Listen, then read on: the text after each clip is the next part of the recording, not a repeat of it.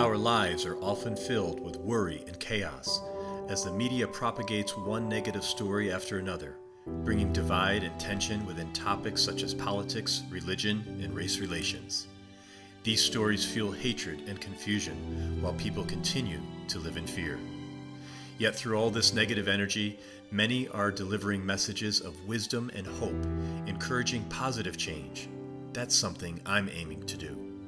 My name is Roger Brooks, and I'm hopeful for our future, but we must be the change and not be a spectator in life, looking from the outside in. For as long as I could remember, I've been fascinated by people's stories. Stories speak to us, and since the beginning of time, the human race has prospered by passing down wisdom told through the essence of story. It's a way for people to aspire and become the hero they know they could be, seeing their higher self through the wisdom of others. What started out as a hobby has quickly turned into my life mission. As I deliver a new guest each Sunday, I'll aim to prompt the questions you may be thinking, and through the power of listening, I'll allow the guests to speak and articulate their points of view in order to give you the headspace you need to realize your own hero's journey. We are one race. We are one people. Together, let's make stories go viral to inspire, enlighten, and empower those we love and the masses we hope to reach.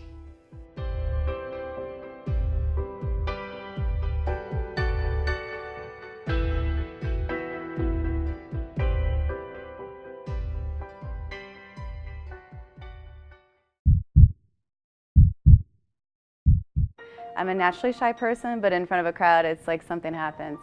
So I thought, I'll be a music performance major. I'll go play in a symphony.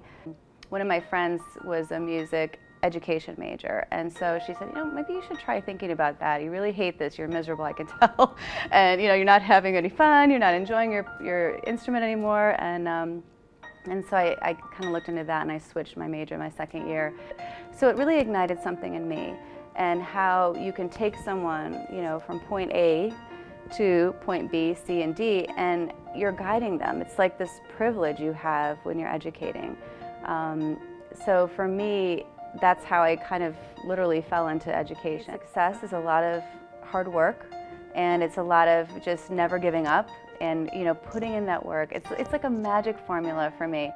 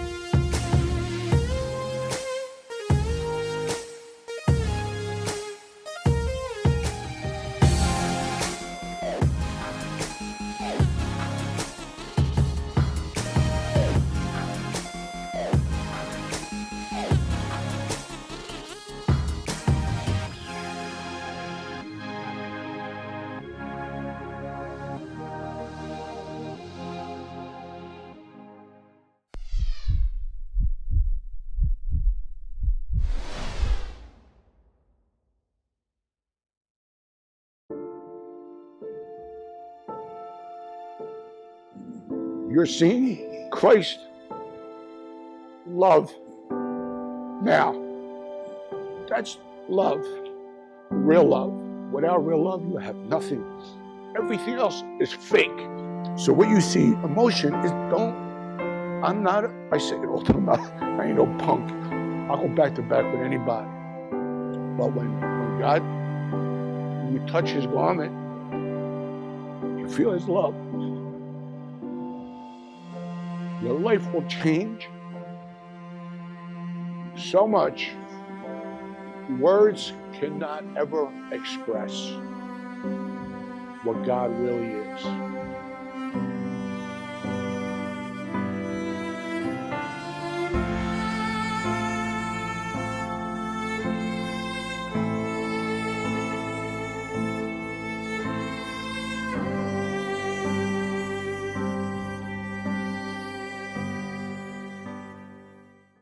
This week on American Real, we bring you Cassie Saquing.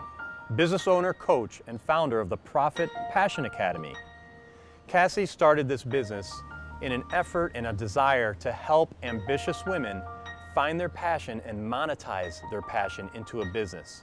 I think you'll really enjoy Cassie's story and how she came from being a daycare owner to where she is today, using social media to help empower women throughout the world.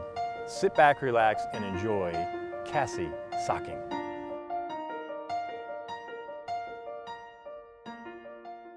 This is American Real. I am Roger Brooks. Today my special guest is Cassie Saquing, founder of Profit Passion Academy. 13 years ago, you started and currently co-own and manage a successful daycare business just outside of New York City. You were raised in rural southern Michigan and attended college in Chicago, and you now live in the suburbs of New York. Profit Passion Academy Online began from your desire to educate ambitious women, helping them monetize their passions and visions through your coaching and e-courses, with a focus on mastering customer experience and business innovations in order to systemize their business and create 6- and 7-figure incomes. Cassie, welcome to the show. Thank you, Roger. So happy to be here. Yeah. Well, we've known each other through our Live Tribe Facebook group that you're a part of for a couple of months now.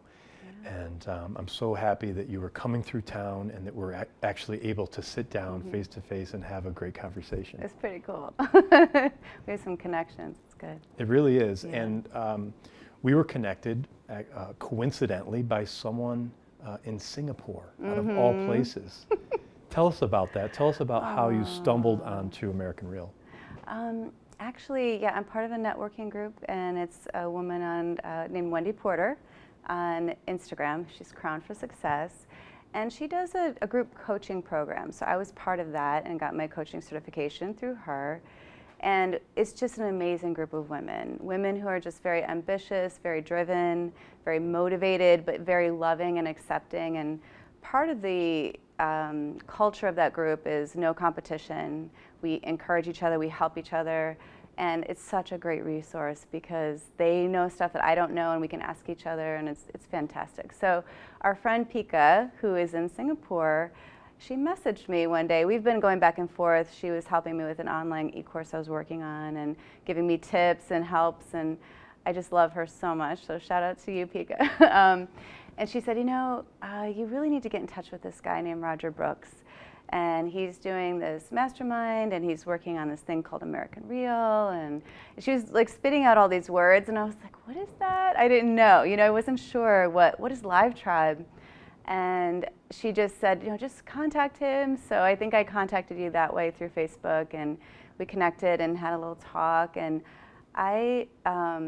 you know, I love the idea of going live every day, and it's just such a good reflection time. So that's part of the Live Tribe, and that was the funnel I got in. So, and I found out more from you later. So it's really cool. It's a personal connection, and I think this group is very personal. Great. So, we'll definitely talk about that a little bit later.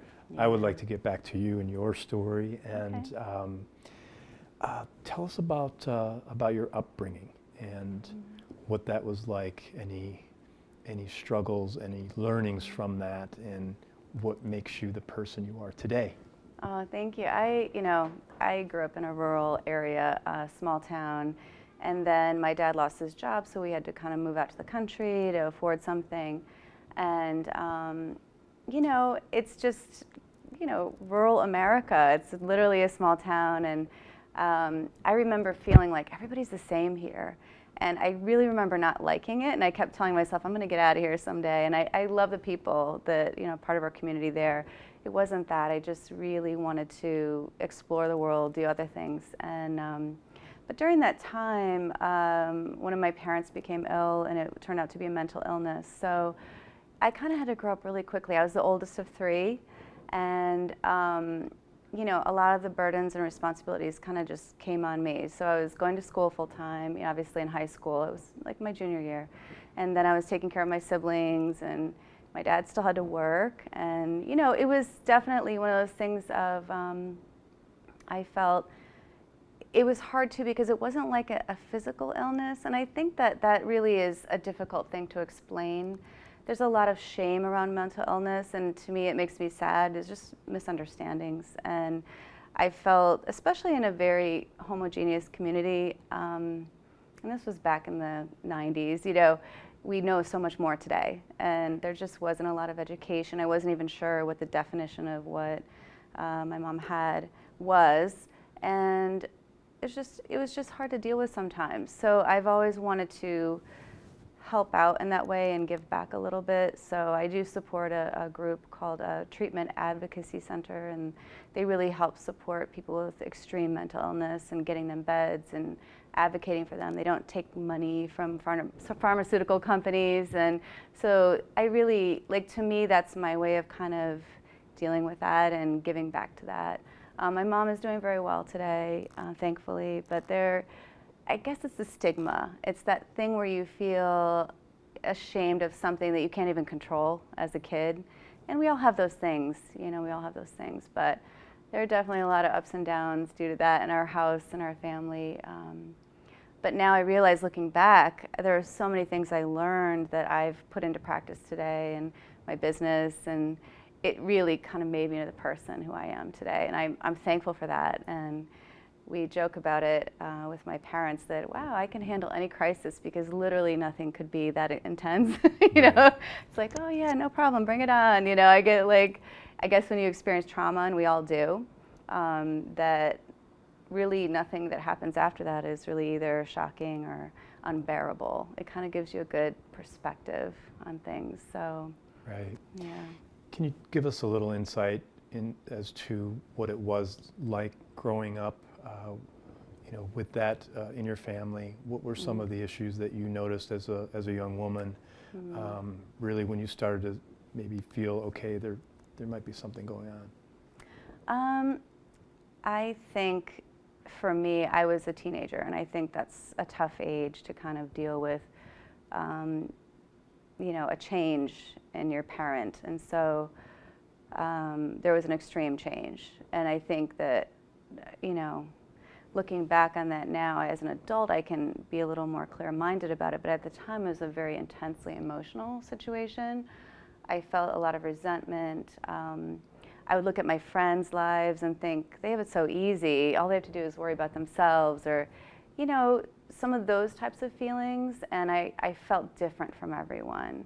And I went to a very small private Christian high school, so I think I had like 28 in my graduating class. So I literally did know them. I knew their family situations, and they were very understanding. It wasn't like that, but I just felt very ostracized. I felt separate. My mindset was like watching other people. And so I think, although on one hand it makes me stronger and makes me kind of be able to step back and think differently than other people around me, sometimes it still makes me feel lonely, or I felt lonely at the time especially. And you know, I've found really good friends now, thank God. You know, I'm so thankful for them. But, you know, there's still issues that come up sometimes, little triggers, you know, that I remember, and then you forget things and you're like, oh, that's why I feel this way. And I think all of us are working through our issues as adults. You know? And then you become a parent, you have more issues. But yeah, it's some of those issues of feeling ostracized and lonely and kind of separate, like I'm living a different experience than most of my peers. And if you, at that time, could have had anything to help you personally, and I'm just thinking about, say, younger people that may be listening to this or watching that are going through something similar, is there anything that could have given you, you know, some help at that time?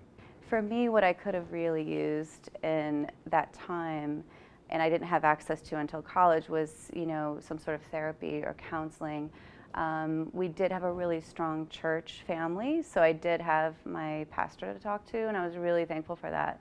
He actually would come to our house a lot. He'd help my dad. It was a lot of help there, and it was, you know, a really positive thing, but I wish I had professional licensed therapy. And that's something where, especially when you're a child, technically still, it's, you can't sort through your emotions, and it's really difficult. So that's why I love supporting groups like that help provide some of those privatized, therapy and counseling for Right. children of people with, mental illness. And maybe for someone, say in a high school, would it be a good idea for them to go to their guidance counselor first? Yes. And just, Yes. In confidence, talk to them about some of this? Yes, but I think at the time I felt very ashamed. Right. And I think sometimes when we operate in that shame and that fear, we don't do what's best for ourselves. We don't think clearly because it's blocking us. It really, fear and shame is such a powerful emotion that it will make you do things that normally you wouldn't do. And I look back on that, and that was my own thing that I had to carry and feel ashamed about and angry and a lot of emotions. But I think fear and shame, like fear of the future, fear of what's going to happen to me, fear of what's going to happen to my family, and then feeling ashamed about it, not feeling like I could talk with anybody. And I'm so happy to see that there are so many groups out there that are really trying to destigmatize that shame. Like it's normal, it's an illness. It's as if you had diabetes and needed to take shots every day, and that's okay. And yes, there are other repercussions from mental illness and issues that you have to deal with. Sometimes are very emotionally intense and for the family dynamic. But looking back, I really, I've had an opportunity to counsel over the years with my husband through a church, and I'm very happy to say we're able to refer people to professionals. And that's not saying that as a church you can't counsel, but there's only so far you can go with understanding, mental illness or any kind of trauma experience in a family dynamic. So Yeah, no, and I know just here locally where I live, there's a lot of awareness today. It seems like there's Much a lot more. of outreach, much more, say, when we were growing up. And hopefully that will continue. I'm sure it will, where people won't feel, the stigma. They won't feel ashamed. So it's good to see that progress being made, and we still have a long way to go, Sure. but sure. a lot of progress is being made. Yeah. What about education? That was important to you. Yes. I started as a music major in college thinking I'd love to perform. I grew up performing, and I loved it. I loved, I'm not as used to filming and camera, but at live crowd, I can get right up, and I'm a naturally shy person, but in front of a crowd, it's like something happens. So I thought, I'll be a music performance major. I'll go play in a symphony. And then when I started studying it so hard, now I don't know if you know anything about music performance majors, it's like a 5-year bachelor's, and it's very intense. I'd wake up every morning like just having symphonies in my head, and I couldn't go enjoy concerts anymore because I was dissecting, the modes and the whatever, all the the music theory. Right. I'm like, I can't even enjoy music anymore. So it really was a way I feel like God was guiding me to something else. And one of my friends was a music education major, and so she said, maybe you should try thinking about that. You really hate this. You're miserable, I can tell, and you're not having any fun. You're not enjoying your instrument anymore. And so I kind of looked into that, and I switched my major my second year. And what happened was this whole world of education opened up to me. We started going to like different daycares and like doing little presentations, and little workshops for kids. And I always worked with kids, in my neighborhood. I babysat, at church, but I never really had done anything formal like that. And I just loved it. Like I love seeing the light in kids' eyes when they realize something. And I'm like, yes, it's okay to have a purple giraffe. That's how you see it right now in your life, And I just, oh gosh, I loved it. So it really ignited something in me, and how you can take someone, from point A to point B, C, and D, and you're guiding them. It's like this privilege you have when you're educating. So for me, that's how I kind of literally fell into education, and I started taking all the psychology courses and all those things, and it just lit me up. I was so excited. So I kind of got to do the music lesser and the education piece too. I loved it, really loved it. Phenomenal. Yeah. What does emotional and spiritual connection mean to you? You know what, I wrote that because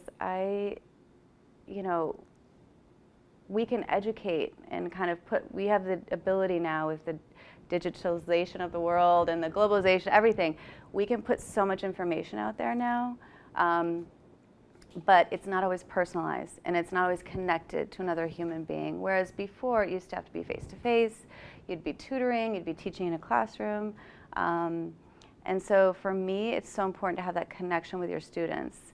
And also the spiritual connection in how we're educating our children. There's so much more to education than just like the reading, writing, arithmetic, you know. There's how, you know, your integrity as a human being, how do you interact with other people? How do you show kindness and love? And I think we talk a lot about that on, you know, the Live Tribe. How can we change the world? And a lot of it is one person at a time, and I feel education, you have to be so connected, and that's not just emotional, but it's emotional and spiritual. So you realize there's something bigger than you out there that you're living for. You have a purpose in life. I feel like a lot of kids now, and I can say this because I employ a lot of teenagers in my daycare, a lot of kids are very hopeless. They feel like there's just no purpose. You just wake up, go to work, and you know, come home, eat dinner, go to bed, you start the whole cycle again, and it's very, just very depressing and hopeless. So why is that? I feel like there's just not that deeper meaning given to everyday mundane tasks, and not that those mundane tasks take on a bigger meaning, but the fact is when you do things like clean for your family or whatever, you feed your kids or you're spending time with them, you read to them, there's that emotional and spiritual connection that gives it deeper meaning, the relationship and connection between you and your kids or your students, whoever you're, you know, educating at the time. And you think that has been lost? I think a lot of it has been, and maybe it's just where I live. Maybe New Jersey's a lost cause, I don't know. But I've seen a trend, and you know, I've been working with people for 25 plus years in an educational way, and even the way, and because I run the daycare, I talk with a lot of parents about how they're raising their kids, and it's somehow turned into this academic kind of exercise without the whole idea behind why are we here on the earth? Why are we living? What's our purpose? And everybody has to find their own purpose, you know? So, yeah. Yeah, and I wonder too, you know, we hear a lot about, you know, both parents working and how that affects the kids. You know, even going to daycare and then, you know, from there going into school, both parents working, not home. So spending less time with our children. Do you think that has had an effect over the generations? I think it has, and I also feel the time that they do have to spend with their children, it may not be as meaningful. That they, as you know, as adults, we're so busy and trying to find our own fulfillment and happiness, whatever that means, that the time that we do have with our kids, even if it's not a lot, you can make it really count. But you have to be selfless as a parent. And I think that's something, everyone's trying to be selfish, you know, and not sacrifice. And I think the kids know that. I can tell kids who know that about their parents, and it, you know. And I run a daycare. You know, I'm not being hypocritical at all. I always tell parents, look, if you can stay home with your kid, do that first. If you can find a family member, do that first. But then if you can't, bring them to me, and my business part will take care of them. You know, like so, you know, but you know, unfortunately, even where I live, it's so expensive to live just to have one house. You're not buying a second house and a boat, and you know, it takes like 2 incomes. So we're trying to, even in our daycare, educate parents on how to spend quality time with your kids. What do you do? What do you talk to them about? How do you bring up tough topics? Even as 3 or 4-year-olds, you can talk with them about things. So it is. I know it can go down a whole rabbit hole here. I won't be going sideways, but it definitely there's that quality time too, and what you guide your children to learn. Yeah, and you pose the question, why are we here? Why are we here? Well, I'm a Christian and I believe in Jesus Christ. So my purpose here on earth is very spiritual, and I feel that He's put me here in my little corner of the world, whatever that is, my little daycare in New Jersey right now, to impact people and to eventually, you know, I want to treat people with love, kindness, and respect, that they'll be attracted to that, and I can share it with them about Jesus. So I do believe in a personal God. I know a lot of people talk about the universe, and let's face it, the universe is really a black hole, dark matter. I don't think it's personal. You know, I would be a little depressed if I believed in that, but for me, God is very personal, and I feel that He's put me here for a reason. Because I've gone through things in my life, and it helps me get a greater perspective on what meaning is. And the true meaning is the relationships in your life and the family and the connection, the friendships. Those are what you have to invest in. And it may only mean you're, affecting or impacting a few people, or it may mean a lot. And I do really believe that that's my purpose. Obviously, I'm a mom. That's a huge part of my purpose, raising my kids and imparting that into them. But yes, I do believe that we're here. God puts us in our spot for a reason. It may be seasons. We may change. We may move around. We may learn more, which is always exciting. I love learning new things all the time. But I do believe we all have our own purpose, and it's our job to find out, what am I here for? What do I need to do next? And you mentioned you're a mom. You're a mom of 4, and they're at different age ranges, of course. Yeah. One is now at camp. Your oldest, how old? He's 20. He's 20, and he goes to the university here. Yeah. How do you balance your work life, mom life, time with your husband? How do you balance all that? I don't try to find a balance, because I have an extreme personality. So I'm done fighting that. For years, I tried listing everything and okay, 50% to this, 20% to this, trying to find that balance. And I just don't believe in that. I don't believe it exists. I can't find it. So for me, I try to focus on certain things at certain times.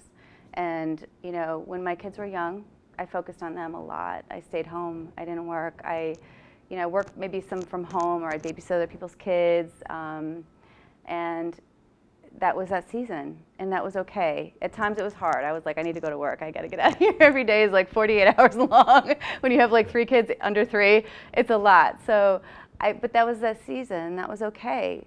Now I'm in a different season. I'm in a season of kind of working on online business. Well, before I was in the season of doing that business, I do. My husband helps me to remember to take care of our kids, because sometimes I forget. Oh yeah, I need to cook dinner. Oh yeah, we need to go out to eat, or somebody needs to eat in the family to stay alive. I'm really that person. I'm not so balanced. My husband is. He's a little bit every day. He's so consistent. For me, I have to go with my personality and just hyper-focus for blocks of time at a time. That just works for me. And I used to fight it, and I would be less productive. Whereas now I'm like, today is this. I'm going to work 14 hours straight on this, and that's okay. You know what I mean? And that's just my personality. So when people talk about work-life balance and, balancing, I just don't. And I'm done fighting that. So. Well, you're the first person that has ever answered like that, and Really? I like it. I think it's very interesting. And it seems to work for you. Yes. I mean, you're doing phenomenal. Yeah, I would like to talk about your daycare business, because I know now you're moving on to more coaching, and we'll talk about that too. But how did the whole daycare business start? I think I know from what you just mentioned, but it actually kind of started from our church originally. The idea was there was a Christian school in that area, where the church building that we are in, and they came to me and said, we've been talking about starting a pre-K program, or a preschool, or a daycare, something to feed into the Christian school, because the Christian school numbers were going down. I think it's kind of, it's been going on for a while now. Even some of the Catholic schools, and just the enrollment has decreased, and that was happening there, and it had been there for 40 years. So they were trying to figure out maybe a feeder program, and approached me about it. So I really liked the idea. I had a different friend who had her master's degree. She has more education than me, so she was willing to be part of it. And we originally started it for the church, and then we wound up buying it. She left, and then I got a different partner who had been working for me, actually. She's one of my teachers, and we became partners and have the business. So we actually bought it from the church. So it's kind of a little convoluted, but I was there from the beginning and started it and grew it. So, it's funny, because then the Christian school wound up closing. So we had more space, because I guess they didn't realize how bad, maybe the finances and everything really were. So they wound up closing. We were a separate entity under them, and we decided to keep growing. So we only went up to 3 years old after that first year. So after that, we started just saying, okay, every year we're going to add another year. So yeah, it just now, I think we started with 16 in 05, and now we're at just under 120. That's our max. We can't add any more in, but you have a wait list. Like it's a good thing, and it's mostly word of mouth, to be honest. A lot of working parents and neighborhood people, which is great. That is great. So, yeah. How did it make you feel to empower the woman that worked for you, who's now the co-owner? Great. And we, it was really awesome because we got to work together before we became partners. So if there's no better way to work with someone and to become partners, because a lot of times I hear about all these horrible business partner relationships and it's like really bad, or one person's stealing from the other, and we actually got to work together first, and to me that's like the best opportunity. You built that trust and relationship first. Yes, absolutely. And now it's a joke in the daycare because I wish she were here, but she would start laughing. The kids can't tell us apart. Like, I know all the kids in the building. They're like, Miss Lauren? I'm like, no, I'm Miss Cassie. Oh, and then they call her Miss Cassie. We go to the bank together. They're like, are you sisters? Like, it's that whole thing we joke. We're like, we're married now. We're starting to look alike. We probably talk alike. But no, we've had a really, really long-term, really excellent working relationship. And that's a big testament to her, because I'm not always easy. I have definitely that type A in me, and I'm very stubborn about stuff, and she's just the Energizer Bunny, it really, and she has great skills too. She's also a state certified teacher. So we work together really well, and that's, and then our kids are actually, her son is up at camp right now with my son. So we invited him, he loves it. So there's a lot of interconnectedness there, which can always get sticky, but we've seemed to have made it work for quite a few years now, and it's really great. That is great. Yeah. Let's talk about success. What does success mean to you? Mm-hmm. And I know it's important to you. Mm-hmm. It's so funny. I think we all have different definitions of success, and the more people that I have coached this past year I've been focusing on individual coaching, just to get an idea of where people are at, really help them kind of go from maybe startup of their business to getting them to monetize something, or even just to set up their basic stuff, or even just to refine their brand. Understand, okay, who am I? How can I translate that to the online world? And it's been really interesting, because when you coach, you don't just talk about business. You wind up kind of really getting to know that person. You find out what their strengths, what their things are that they maybe need to work on, who they are, where they're coming from, and it's so great. You really make that personal connection. And I do Zoom calls so I can kind of see them, and I love it. But everyone thinks of success differently. So for me, I think that success, well, for a lot of people, it's like, oh, I want X amount of money, I want X amount of followers, or I want, to be known, be world, famous, or be an influencer. But for me, success is a lot of hard work, and it's a lot of just never giving up, and putting in that work. It's like a magic formula for me, but it's also like, no, and you know what it is? Success is it's such a buzzword too, and I think it can really lead people astray, because what it does is it kind of creates this external thing, like, oh, I've got to make people around me happy, or I have to prove X, Y, Z, or I have to prove myself, I have to, and I think I did that for a long time. With the daycare, it was like, I cannot let this fail.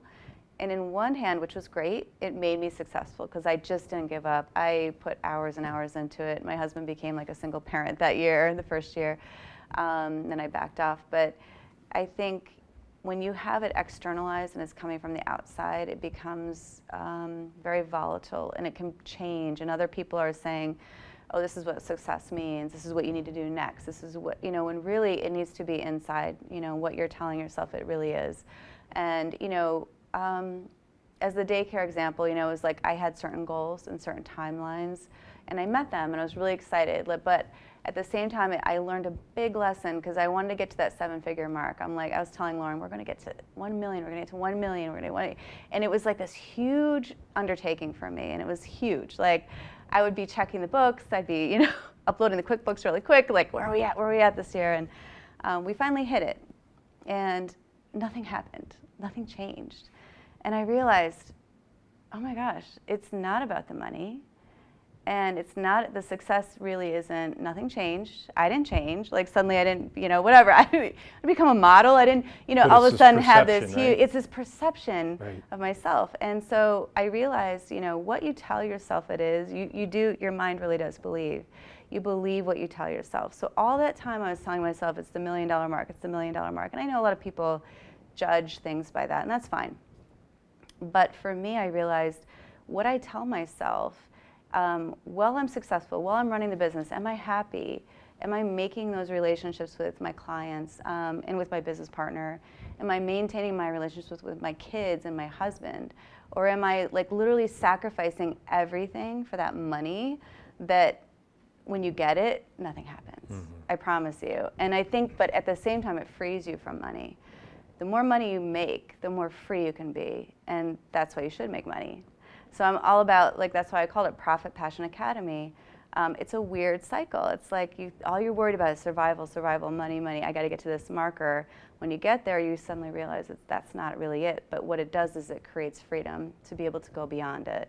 And that's my goal for women, too, in terms of success. Like, can you get beyond that six-figure mark, that hustle, everyday hustle, until you get that passive income going?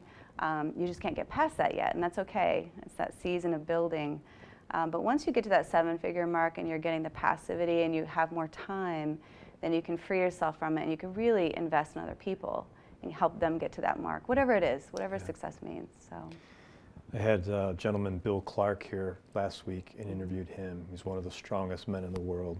Was able to lift over 700 pounds and won a world record. Crazy. And we talked about this. We talked about the mind and how powerful the mind is, no matter what you feed it, good or bad. And he would tell me that before his meets, that he would visualize him being able to lift the weight, but he would focus on everything but the weight itself to prepare his body for that. And I think, as you're talking, I think about that too. So when you talk about success, when you talk about reaching a goal of $1 million or $10 million or $1 billion, at the end of the day, it's just a number.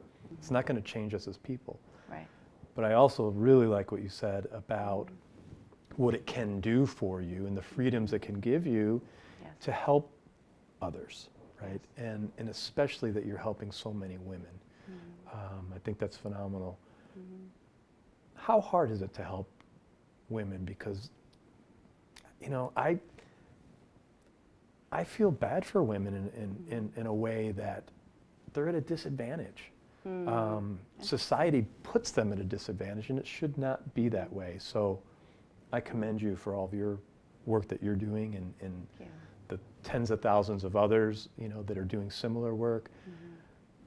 But we still have a long way to go, especially in the workforce. How hard is it to coach and empower women to get to be their best self? That's such an interesting question, and I thank you for that. That's what I love about you, Roger. So I want to work with you because you're a collaborator, you're not a competitor. And I think that it is different mindset. It is hard. Women tend to have emotional reactions to things, and this is what I'm finding even as a coach. Now, I've been managing like 40 staff members for the past 13 years, maybe not the first year, but after that we've hired a lot of people, and you have to manage them differently, and that's okay. I've worked for a not-for-profit in a corporate world in Chicago before, but I've never worked for like a real corporation, so I'm not sure, and I want to speak out of class when I don't know the experience that other people have had, especially women who've had a lot of comments and things that you see, and even just in terms of pay rate and pay scale and ability to promote themselves within a corporation. I have talked with some of my moms at the daycare over the years and heard stories, and I do believe women are at a disadvantage, but at the same time, overreacting and kind of going another way where, we hate men, we're going to step all over them, we're going to eat it. Any kind of extreme reaction is not going to be long-term or sustainable if you're building a business, because, building the business, it just takes so much effort, so much focus, so much mental mindset work that you don't have time to be reacting. And reacting is something mentally that takes a lot of focus. It pulls focus from what you're trying to do. It takes mental energy, emotional energy out of us.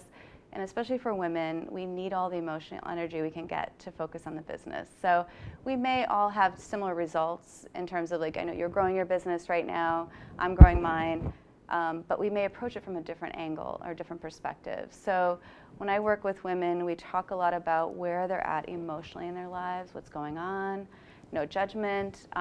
Maybe they're in a really difficult relationship with their significant other that's going to affect the business. So how can you work on that? How can you kind of create, I do little like things around myself that help me to behave better, or to make myself do things. Can you give us some examples? Okay, well, for example, I know that, okay, this is like a really silly example. It's not extremely emotional, but I love to procrastinate. Like, I think it's the best feeling in the world, and I don't really know why. I'm sure a psychologist would have a heyday, but I love that feeling of procrastination. And then I push myself really hard, and I get hyper-focused, and I do really, really well. So what I do is I create these little structures around myself to give myself limits, so that even though maybe it's due like, on Thursday, I make myself do it by Tuesday, but I still allow myself to feel like I'm procrastinating. Some of those types of little techniques, because you also have to allow for things like your family issues coming up, things happen. Unforeseen circumstances. Unforeseen, and you have to build all that in, especially when you're building a business. If you have a deadline for something, you might say to the person, oh, I can't get it to you Friday. In your mind, you're like, well, I can, but I'm going to tell you Saturday. That's like something very small, but it has helped me so much to be able to seem more consistent on the outside and following through on what I say I'm going to do. But for some women, if they're going through like a rough time emotionally, sometimes we have to just take breaks, but then work your schedule around that. Allow yourself to schedule in, grieving time or relationship time or just time by yourself. And I think that I'm just guessing, you can tell me, maybe it might be slightly different than how men operate. It's like, oh, I need to take an emotional day off today. You're probably like, what is that? But you have to allow for that so that you can process those emotions. Because we tend to lead with our emotions, and I'm generalizing because not everybody's like that, and not every woman or men are like that. I don't want to cause any problems by saying that, but from what I've seen in my own experience, managing women all the time now, working, coaching, we tend to operate from our emotions. And for so many years, because of all my emotional upheaval and growing up, I really suppressed my emotions. I kind of went into that more male energy. I started my business that way. I live in New Jersey. People are very aggressive. I was very aggressive back. And I think it took, until a few years ago, I was able to really forgive some people in my life. And I started noticing, and I've been a Christian the whole time, so I feel like I know forgiveness. I practice it. It's just you reach different levels of forgiveness. And now for me, and I share this with my clients, is like, for me, releasing that forgiveness, just forgiving, letting go, and just trusting God to work things out or not. It's just helped me to be so much more positive in my energy. So my emotional energy is much more positive. And when women are getting catty at work or saying negative things, it's like, you know what, we don't have time for that, let's keep going. And it helps me, instead of getting stuck in that negativity, and that maybe even before I would energize myself with negative feelings toward myself, like, oh, you're not good at this. That was my negative motivation to get something done, to prove to myself that I was good at it. So now it's more like, okay, I tell myself, and this is back to the mindset, I think I can do this. I'm going to do this, and I tell myself, I'm going to do it so I can teach somebody else to do it. I'll learn this new thing, and it gives me better motivation, So Wonderful. I don't know if that answers your question, but it's kind of a big circle. Where does resistance come into play with your coaching? Do you, some of the things that I see in the groups I'm involved with at American Real is, a lot of people have excuses today. Yes. So I can't do this because, or, and it's really, I thought about it as you were speaking, because it's something I see. I'm just curious, is that something you see on a daily basis with your clients? Yes, and I think I have I'm stubborn, but I'm also very optimistic type of personality. So sometimes when I see it in other people, like, I can't do it, or, oh, and this came up, that came up. And in my life, things come up all the time. Like there are just so many equations for things coming up with 4 kids and a business, and my husband's a pastor, and there's just a lot of people involved in our lives. But I think I always go back to, why do you want to do this? And I tell myself that too. I sometimes even go back to my trauma time and remember how I felt at that time. And then I reflect back to today. How do I feel today? Why am I making an excuse? I'm nowhere near that place that I was, where I was helpless. I couldn't make any adjustment. I couldn't change anything. I felt very upset all the time. I felt depressed. I'm nowhere near that now. So sometimes it's good. I lead my coaches, my clients, my coaching clients, back to a point in time where they felt helpless or they felt like nothing's going to change, and I'll remind them, look how far you've come. Mm-hmm. Just remember. And now you're making this excuse.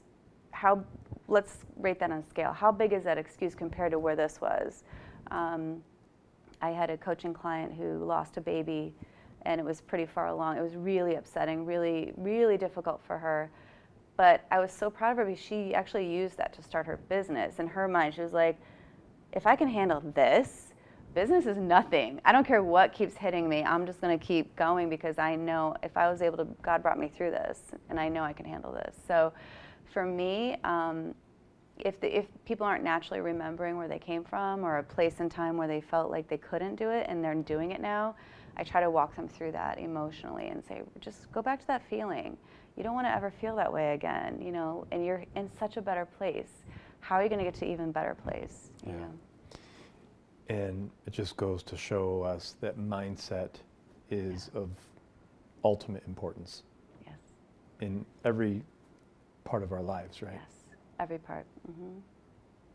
Yeah, and that's like, I have a part of me too.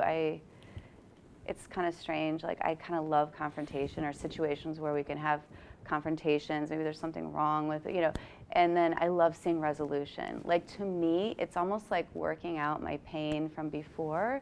I love helping people get to a resolution, whether that be at church or in my daycare, you know, in our family life.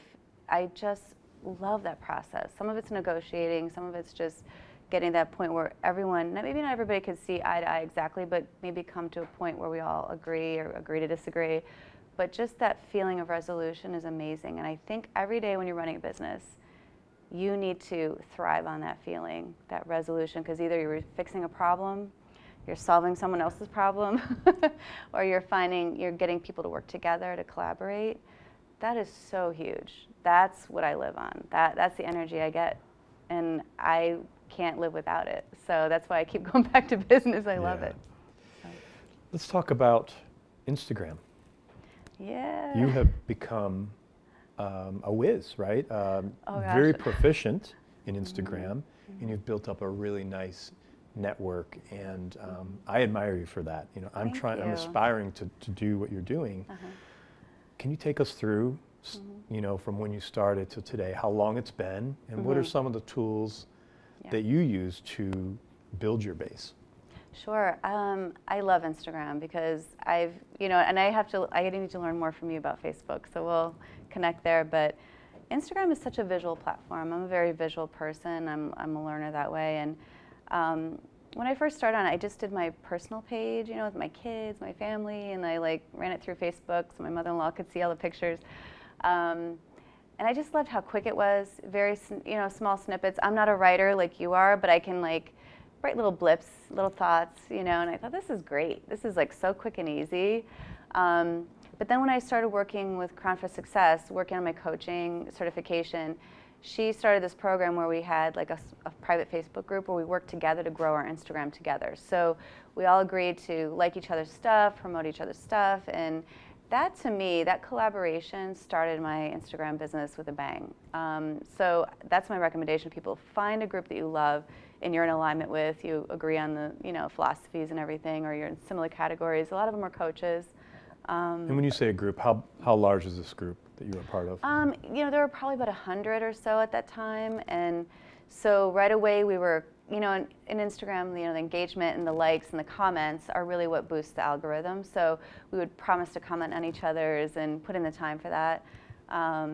But yeah, for me, Instagram is such a friendly platform. It's very positive overall. There may be some things. I've had a few comments over the years that I always respond and I always try to engage them because it's fun to me. You know, Right. I want to find but I can't. No, people don't want to keep going. But that probably is for Facebook. Right. But Instagram is such a great platform for visibility for your business. So things that do well on Instagram are like, you know, products, fashion, some coaching, and then also like fitness, a lot of fitness pages. And some of us who are still in our group with our Crown for Success, we're really trying to push coaching and service industry type stuff like eCourses, because people want to interact on Instagram a lot more. They want to keep commenting. They want to DM each other, and you can really get to know people that way. So anyway, it's all that to say I love Instagram. I've written a little course on it, like a mini course, because I found my coaching clients were like, I want to go on Instagram. I don't know what to do. And I'm like, I can't go through this every single time. We're trying to get onto the business part of it. So I always give that free to my clients. And there's just definitely, there are little like things you can do. There are little combinations of actions that'll help bring your engagement up and your visibility up, along with collaborating with bigger pages. So I do interact a lot behind the scenes with bigger pages so that they will like my stuff, they'll comment on it, and that just draws a lot of followers. It just makes you visible. Mm-hmm. There are little tips and tricks to do that. You know, I'm sure every platform has their hacks, you know, Sure. little loopholes or things like that. But I owe it all really to Crown for Success and getting that Instagram group going and just weekly coaching. Okay, now we're going to do this. Now we're going to get your lead magnet. And it was more than just Instagram. It was like amazing business coaching. So I love that group. It's still going on, but that was kind of this golden moment when she was really starting it. And I just jumped in with you know, both feet first. That's great. So, yeah. And I know once a week you do a live Instagram show. Yeah. I was on your show a couple weeks Yeah. ago, which was a lot of fun. Fun. How's that working out for you? And is that something you recommend for people doing the Instagram lives? I do, and I love the fact that you can do a quick, you know, split screen interview. It's, you know, obviously it's a really easy way to go. No editing involved. You know? Right. Of course, you don't know what could happen. It's Right. live. It's like, whoo! And I try not to especially think about that. when the Wi-Fi is not working, like where I Yeah, was. sometimes, but we can still hear you, so it's Yeah. good. It still will go through. But you know, with everything is video. Everything is video now. It's all these things like the podcasting to the video platforms, but the video really brings a lot of people following me when I do the lives every week. I'm also trying to really promote other businesses. I feel like it's really important. And it's not just women, but at the same time, a lot of women, I guess we have this innate thing about our nurturing side. We don't want to like promote ourselves. Well, I'll promote you, you know, come on my Instagram and we'll interview, we'll talk about your business, because a lot of people, it's just awareness, it's marketing 101. You know, 80% of running a business is marketing, and then the other 20% is content, you know. So yeah, I've seen a lot of engagement and people following me after these Insta Lives. It's great. How important is it to be authentic on social media? I think it's becoming much more important. A year ago, or a year and a half ago, when I really started on Instagram with my business page and starting up my business, you know, it was all about these beautiful professional photography and the shots, and I get it, there's still that out there. There's a lot of highly curated pages. Mine is pretty curated, my page below, but what I try to do is behind the scenes on my stories, do the Instagram lives, and for me, I've noticed that people just aren't engaging with those highly curated pages as much. I think people are kind of sick of like the plasticky, fake, you know, oh, who is this? I can't even know who this is. There's just a logo there, and I think that's why I try to put pictures of myself on there, even on my page, to show this is me. I'm behind the brand. I'm the brand. And I think it's so easy on social media too with our younger kids. I know you have kids. They have to manage their virtual lives and their real lives. Whereas for us, it was just, you know, back in the 80s, 90s, we just manage ourselves and, you know, and you deal with stuff and you learn to interact, but they have to manage two lives. It's a lot of work. And so it's very easy just to do the highlight reel or just the perfect, you know, photo or the edited version and, you know, the fake stuff. Maybe there's just a moment of that, but your whole life is quite a bit different. And I feel like people are connecting more and engaging more. Like with the posts that I do, I even test it. The ones that I write a little more real stuff, like my trauma and this is what I've gone through and I'm here to help you. Huge engagement. People really respond well to that. And I think people are looking for that. And it's so important. You can only maintain a fake identity for so long. That's another thing. And when you're running a business, you need to think at least you're going to be in it for like 10 years, because it's, to master your craft, you have to be in it a long time. But yeah, authenticity, I really think, that needs to be the new buzzword for social media this year. Just being yourself. Now, how far you go with that, some people, it's like, for me, it's way too much information, but I appreciate the authenticity, I'd rather have that than just the fake and the recorded and pre-whatever, fake stuff. So I think that's what the connection, the collaboration, and the authenticity are what's going to grow your brand, no matter what. Yeah, and that transparency, right? Just showing your authentic self, as you just mentioned. People will buy you. They won't necessarily buy a brand. The people who've bought from me are the ones who connected with me, and we had something that immediately, like, get on a call, and we immediately connect, and that's when things started moving. It's not just like, oh, random buy now button. Right. So. What about the inner workings of a business and entrepreneurship?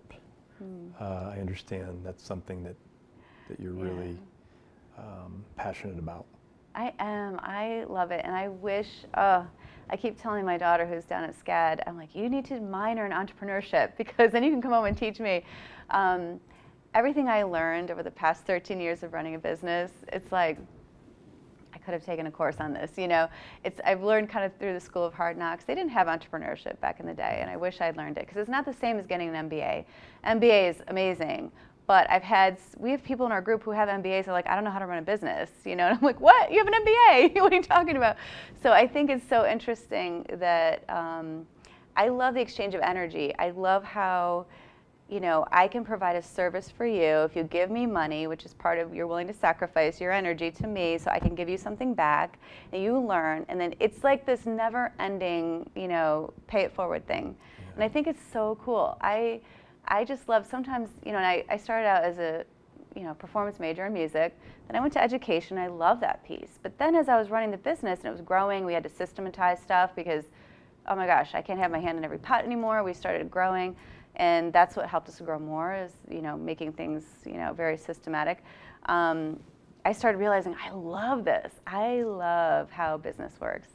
And to me, when you're loving stuff like that, and like in problem solving, and sometimes there's bumps and ups and downs, and especially the emotional part is like, oh, I want to give up today. But then you realize, oh my gosh, this is so cool. I just love that. And maybe it's just the phase of life I'm in, and I really like to give that energy to my clients too. It's like, you guys, you got to get in on this. This is so cool. Just this whole exchange of energy is just really, really exciting. Let's talk a little bit more about business, improving the customer experience, plus innovation. How do you define that? Why is it important? Well, I actually have a business coach right now, and I'm so happy about that, because sometimes someone who's objective can look at you and say, okay, this is what you're really good at. This is maybe what you don't need to focus on so much. So it's easy as an entrepreneur to just kind of float around, and like people will say, oh, do this, and you're like, oh, okay. But I've been working with her for maybe a couple months, and what's come out of the evaluation of my daycare business and then my coaching business is that I need to help people to find that experience, because there's a magic combination between innovating what you're offering your clients and then providing an amazing customer experience together. It's not just like, oh, did we answer 5 emails in a timely manner, or did we give out the best new gadget that came out yesterday?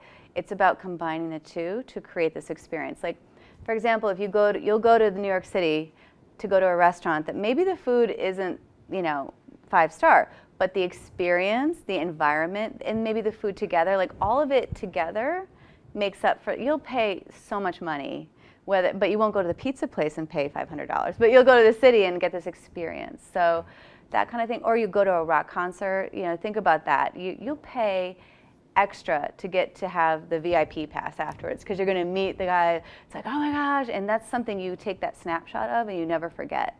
That's the idea behind the whole client or customer experience idea, and then providing the most innovation. So I think it's just and it's different in every industry. Like for example, in the daycare when we started, we did cameras in every room.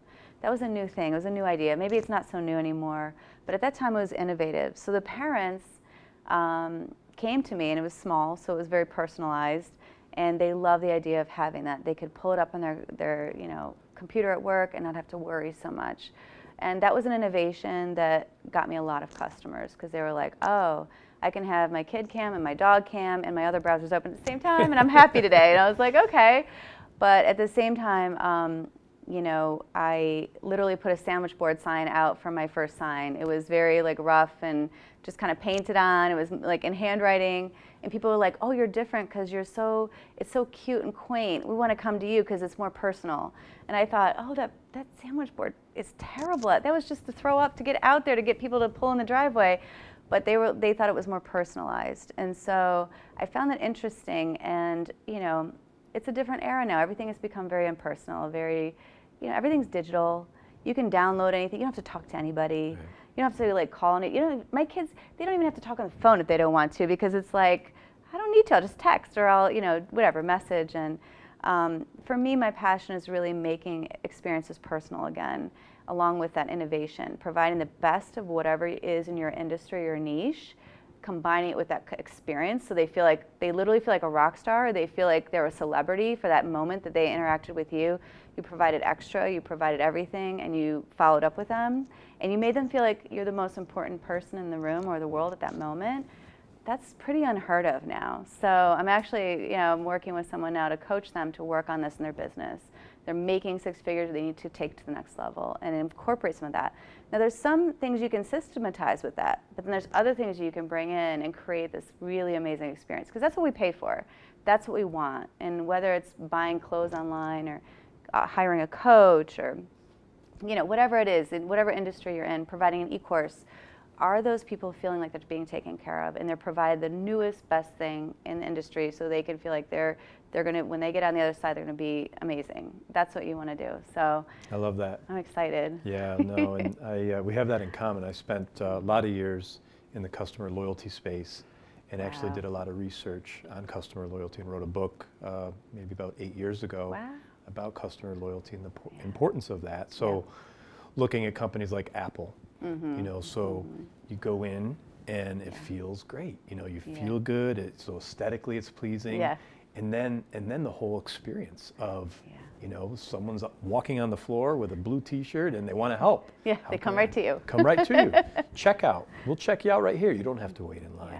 Yeah. So that I love that. Starbucks was my first experience of really feeling what customer loyalty should be. Yes.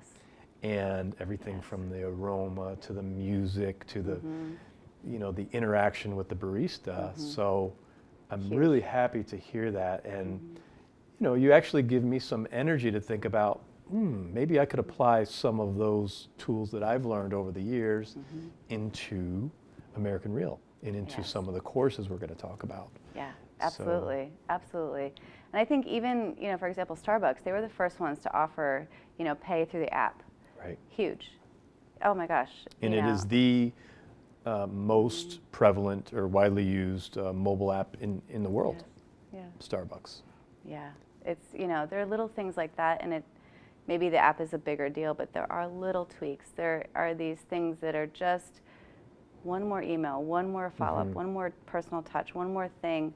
It will make or break the experience of your client, and too many clicks, too many steps, walk away. Yeah. And a lot of those things, they may seem insignificant to the business owner because they're so busy working on creating content and managing everything. But the best person is to have a repeat client. That's the best way to make money, is the person who's already bought from you and loves you already. But if they get so annoyed with the process, or they're not getting enough new information, they'll walk away, and that costs a lot of money to get new clients all the time. Sure. So yeah. So let's talk about live video.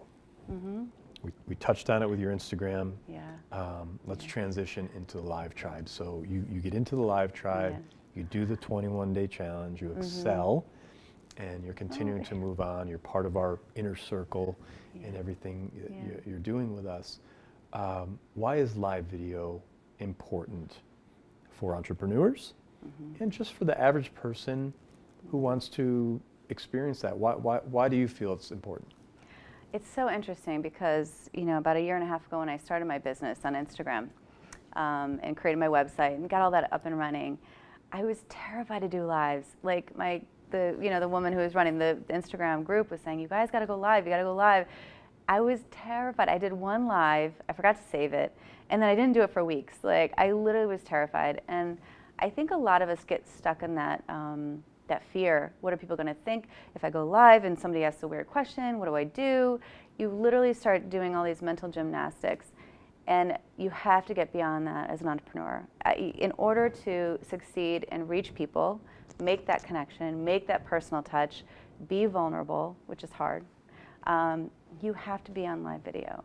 And because live video has a different feel than pre-recorded, and that's fine. They have their places. But people will literally, even on Instagram especially, they'll sit and, because you can scroll through and just watch the next, literally, you know, ad nauseum for hours if you want. You don't even need TV anymore. You just need like Instagram Lives or IGTV. And people will watch those lives, and it gives you a sense of connection. And I love that about American Real and the Live Tribe. When I started the Live Tribe, and I saw one of your videos that you were talking about, when I started, I was kind of preachy. I was saying, do this, do that. And I started that way too, because I'm a coach. It's like a natural, you need to, you know, now do this, and we need to think about this, and all my issues, or whatever, you know, all my dreams. And now I definitely am in a different cycle. I have to check because I have it like saved on my thing. But as I'm going along, I'm sharing more. And I see other people's, and it inspires me, and it makes me think of, wow, okay, they really want to connect. It's a really intimate group in a lot of ways, in a good way, because we're sharing things that either are important to us or the experiences that we've had. And immediately, you know, when you have something in common with somebody else and it's an emotional or vulnerable moment, our reaction is not to attack them. Our reaction is to like wrap our arms around them and say, I love you. Oh my gosh, you know, I am too. I can relate to you. I can understand what you're saying. That creates such a human connection that really can't be duplicated. And I love that about Live Tribe. It's like, it's magic. So walk us through your first 21 days. What was the experience like overall?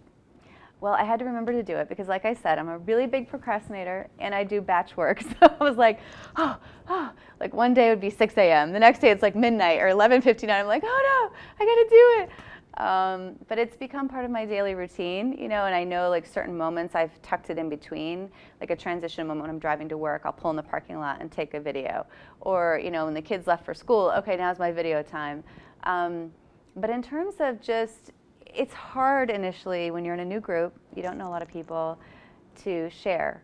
It really is. And so what I did is I started trying to like catch up on people's videos. Like I'd go back and watch and comment. I made it really, it's important to me to try to comment, at least put an emoji that or a like that I watched it.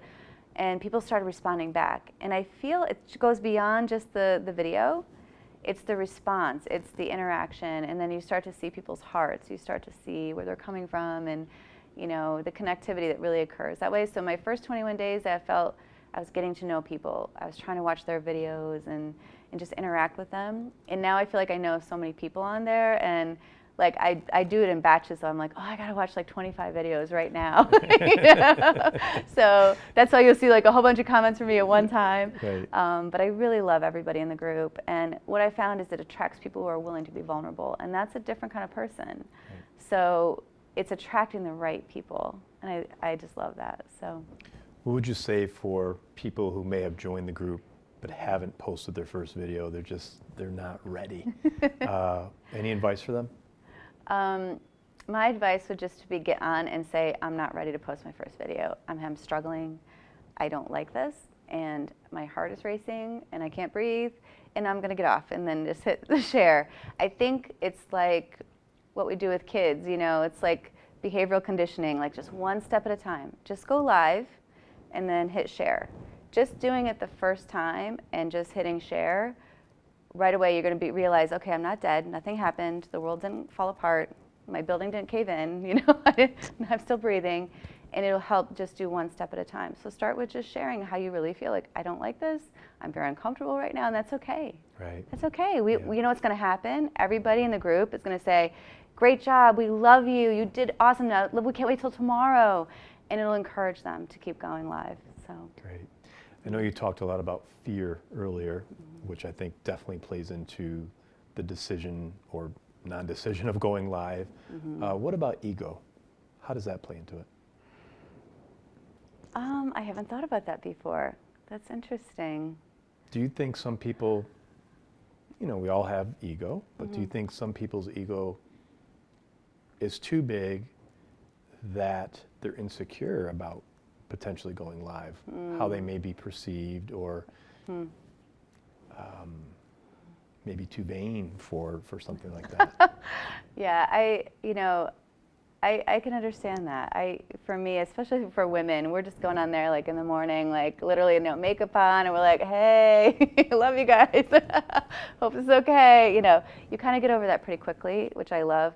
But in terms of ego, like I said, I really feel like it attracts the right people.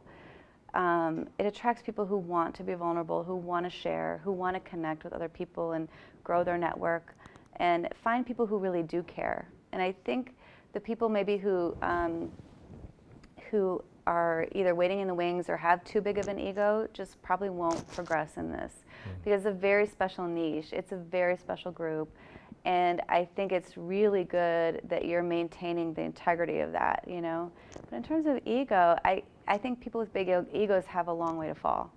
And for me, I have to apologize to my kids a lot because I say things I don't mean and or hurt them. And I have to apologize to my staff sometimes for losing my cool, for saying the wrong thing at the wrong time, or for forgetting something that's very important to them.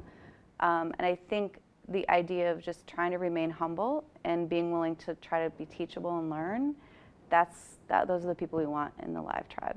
And I know they're out there. Yeah. They just haven't found us yet. So. Right. Yeah. One of the things I like to talk about through American Real, through the live tribe, and through the different groups that we're associated with, is the hero's journey. I feel we're all on a journey and trying to find that authentic self, our pursuit of longevity, our pursuit of happiness. What does the hero's journey mean to you? I think people who may never go public or may never have big influence, people who may never make a big difference except maybe just in their immediate family's life, those are heroes too. I think the word hero is so loaded in some ways because we want to think of like Captain America or, superhero, people who save other people on a daily basis or make $1 million a day, whatever it is, whatever hero means to you. We have to be the heroes of our own lives. We have to be, like I said before, what God made us to be. And even with the whole procrastination thing and extreme behavior, it's just my personality. I'm going with it. It's how God made me. And that to me is being a hero to myself, of like forgiving myself of that, whatever I think that might be a flaw. I can't find the balance. It just doesn't happen. I've tried for over 40 years. It doesn't happen. I'm letting it go. That's being a hero in my own life, of acceptance. And what has happened is it's freed up a lot of mental energy that I wasted on trying to find that balance into really focusing and doing well in other areas. I think being a hero in your own life is learning to sacrifice for others that you love. And just that whole journey of like people who come across your path, are they meant to stay or go? That's a huge process that a lot of us are still learning. I feel like I've found my best friends in my life. I've found my family, and I'm so thankful and grateful for that. And I want to help others too with that. So it's really a long answer, but really we have to be the heroes of our own lives. Yeah. In our little corner of the world, I like to say. And it starts right here, right? Yes. And finding our inner voice. Yes. How important is that? It's huge. And I think for many years I suppressed that because it was like I need to live by other people's expectations of me. you know, I was the firstborn, I was the one who was going to go far in my family, I was the one, whatever it is. Even expectations that were never verbalized. Maybe I just invented them in my head, but I think when you stop living for other people and their expectations of you, sometimes there's a void after that. You're like, whoa, what am I supposed to do? I've always lived by these external motivators. So suddenly, how do you find yourself? How do you find what's in you, what you're supposed to do? And that's a process too. That's like a big learning curve. And I feel like I've been on that journey for a few years now. Part of it had to do even through my business, like realizing I need to make some decisions, and where am I finding that from? Where is that coming from? So yeah, it's all right in here. It's just a lot of us suppress it. We don't listen. Yeah. We don't stop long enough to listen, and we don't trust ourselves enough. And we have to trust ourselves. And like, I'm so excited for you trusting yourself enough to build your own business, to start this. And I know, like, I'm so excited for you with the podcast, Your Passion. I saw that, I was like, oh my gosh, that is your passion. And you're listening to your intuition, your inner voice, and your journey. And this is what's supposed to be in there right now. And when it happens, you suddenly become, like, it's like you become so powerful. Whereas before, you're kind of going along, maybe you're doing the right things, but until you really tap into your intuition and who you are and who you're meant to be, because I'm not you and you're not me, I can be very powerful in my space, and so can you. And I think we don't always tap into that. We don't always understand that, and it can scare us. Like when you have authority over other people or influence, that can be a little scary too. But you know, tapping into that is just so powerful. It really is, and I feel it. I feel the energy of that. You mentioned Podcast Your Passion. That's the first course that we put out through our academy. And that was my next topic I just wanted to touch on is... Sorry, I had to throw that in because I'm so excited for you. No, thank you. Yeah. But we're starting the American Real Academy, which is the next phase of this journey. And you and two other folks from the Live Tribe have agreed to be the team leaders in this group. And my strategy, as you know, is I want it to be team-led. I will take the lead on these courses. However, I need experts like you to help fill voids because I am not an expert in everything. So you're part of the Build Your Own Brand program that we're going to be launching here soon. And yeah, if you can, talk a little bit about that and what's your expectation personally of it and for those who come into our group? Well, my expectation is just getting people in and creating the energy so that people can learn. I think we're going to take a lot of people from wherever they're at to a next place. And that could mean something different for everybody. And I love that. And I love how the structure of it is. There are things that are put into it, and that appealed to me. Just checklists in terms of follow-up, accountability. That's, you know, I think the rate of eCourses in group coaching is very low in terms of finishing the actual course. And I think some of these little structures in place will help people to actually become successful. Because a lot of it, success is just following through, keep going, following through. And I'm so excited about it because the way it's structured, group energy is so much better than individual energy. We can have so much energy on our own, but then when you're suddenly collaborating with other people and you're getting ideas, and we've had that on our group calls already, it's just like, oh, that, and then it's just so cool, and it's so exciting and just empowering. And I feel like that group energy, how you're structuring it, is amazing. And it's kind of unheard of. It's very unique. So I know London Real does that also, but it's not the norm for group coaching situations or e-courses. So to me, I feel like it's going to be very successful if people join. They're going to have a high success rate of finishing, first of all, and then taking their business from one place to the next. And I think with 4 minds together, or 3 of us with the leading, yes, and then you're overseeing and facilitating, I feel like there's just going to be magic that happens. People need to join this because you can't get this in a classroom. You can't get this with an individual coaching session, and that's something I've been doing one-on-one. I can't wait to do a group training thing. Like, that is exciting to me. I get a little too excited. I have to calm myself down. I'm like, stop talking. I have to tell myself. But it's so cool because that's what people want to see momentum. People want to see energy and excitement. That's what I buy. I'll put my money into energy and excitement. If somebody's going to help me and hold me by the hand and say, come on, I can help you, I'll put my money there any day. Yeah. So I'm excited about that. No, I am too, and it's right around the corner for us, so Yeah. we'll be able to share more information about that soon. Let's talk a little bit about your family, if you don't mind. Sure.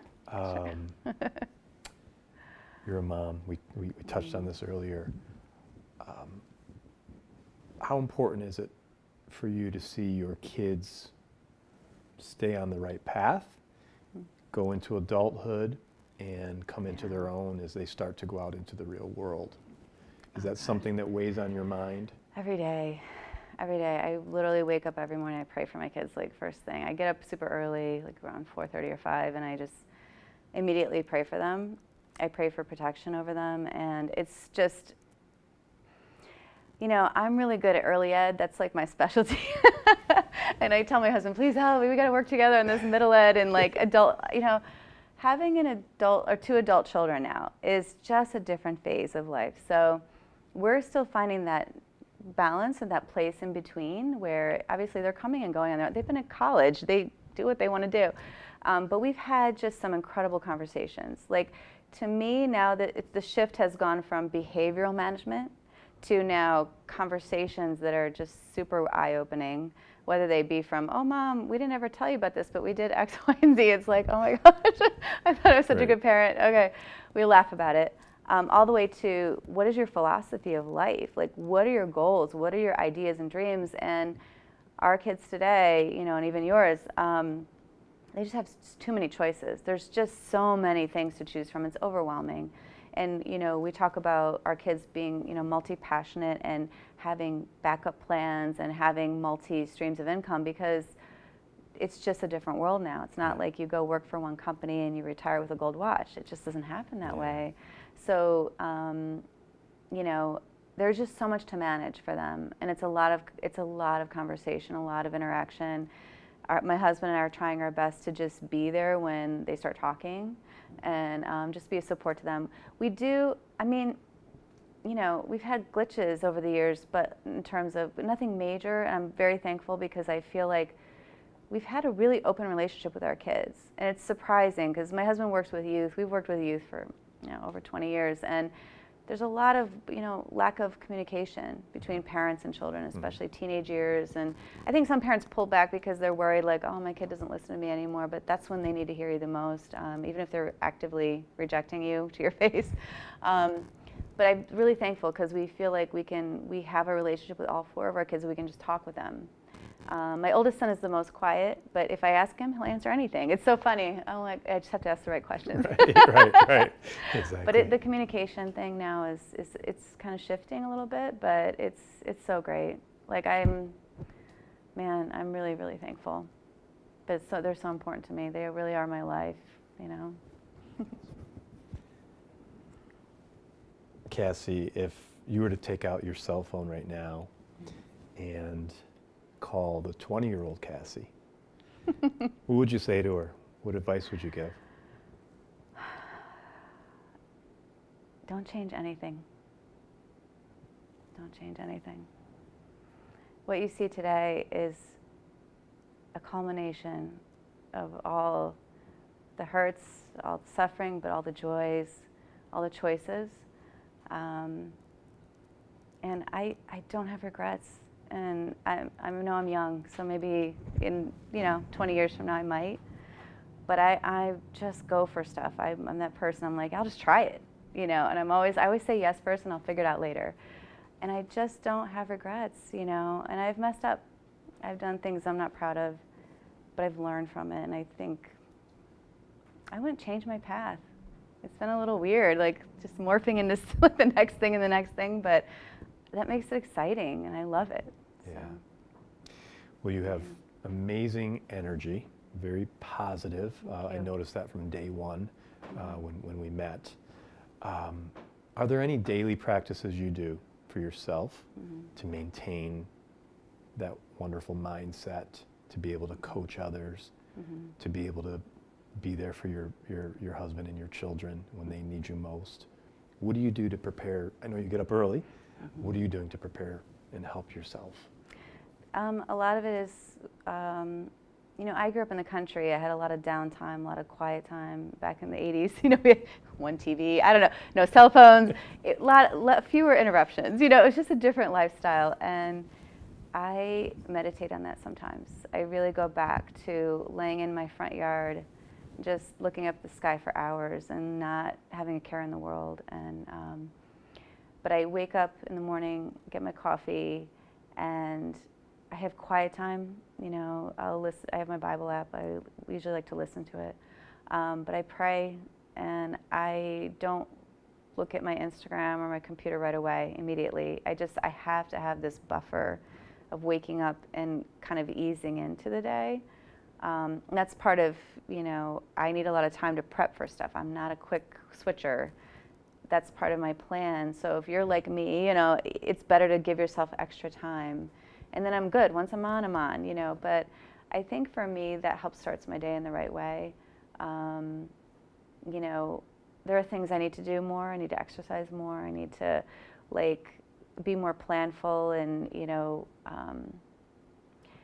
just, I think a lot of it is planning ahead, you know, in terms of eating well, making my day, because I'm just very, like I said, I get in this zone, like 14 hours later, I'm like, oh, I didn't eat. Did I drink water? I don't remember. You know, it's like, it's crazy. So I have to remind myself to do. I set timers. I do things like that for myself to help me stay on track with my, you know, taking care of myself and not being over-focused. My kids make fun of me. I'm like the crazy clock lady because I'm like, timer 2, timer 3. Oh, yeah, okay, yes, I need to do that.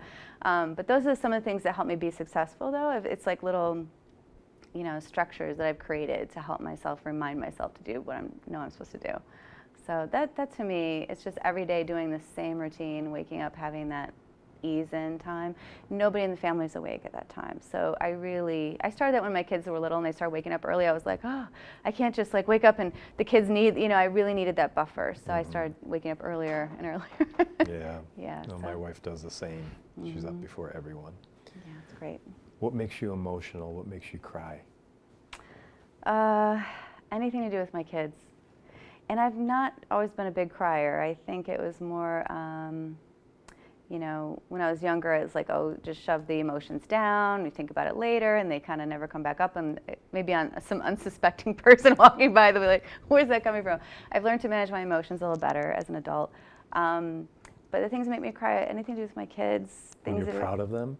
Proud, yes. And then also things that are poignant, or they'll say to me things that, because maybe I didn't have it in my childhood, they have it, that makes me very emotional. Like, I did my job. Yeah. And one of my big goals was to give my kids a normal life. And I know it sounds crazy, and not that my life was totally abnormal, but it was such a huge goal of mine. And I didn't really expect to hear back from my kids until they're maybe 30 about this, because I thought, that's okay, it's a long-term investment. You know, I put them in camps, I make sure they do this, and like, I was home for them at certain times, and that's the beauty of being an entrepreneur. I can be. And I think the girls were reminiscing the other day, Mom, we used to love that, remember you did? And then one of them turned to me and said, Mom, you gave us such a great childhood. And I just started bawling, like, what? I even said to them, what, you're only 17, you shouldn't be saying this yet. Like, I expected to wait another 15 years, you know. Not that that means I was such a great mom, but they were really reminiscing together, separate from me, and I kind of walked in, and that just brought me to tears, because I was so thankful that I could have the means to provide for them. And my husband, because of his job, he's so flexible, he's always there for them. That's huge. Yeah. They know it, you know, and that really, that's poignant. I was like, yeah, you know, it's great. So. Well, Cassie, this has been a great conversation. I knew it would be. You had a lot to share today, and thank you so much. But before I let you go, I have one last question, which I ask every guest, and that's, what do you want your legacy to be? It's such a tough question. I ask other people this too, because I want to know what everybody's legacy is going to be. Like, I want to know. For me, and I word it in such a personal way, because it's not just about the business. My life is about so much more, and you know, we all have these different facets. I just want it to be like a legacy for my kids as an example that I never gave up, and I was always there for them. So, see, Awesome. tears. I know. Yeah. Awesome. Yeah, thanks. Well, thank you so much. I really appreciate you being here and sharing your story. And we're going to see a lot more of you on American Reel. Absolutely, I can't wait. Thank you again, Roger. Thank you so much. Appreciate it. Thank you.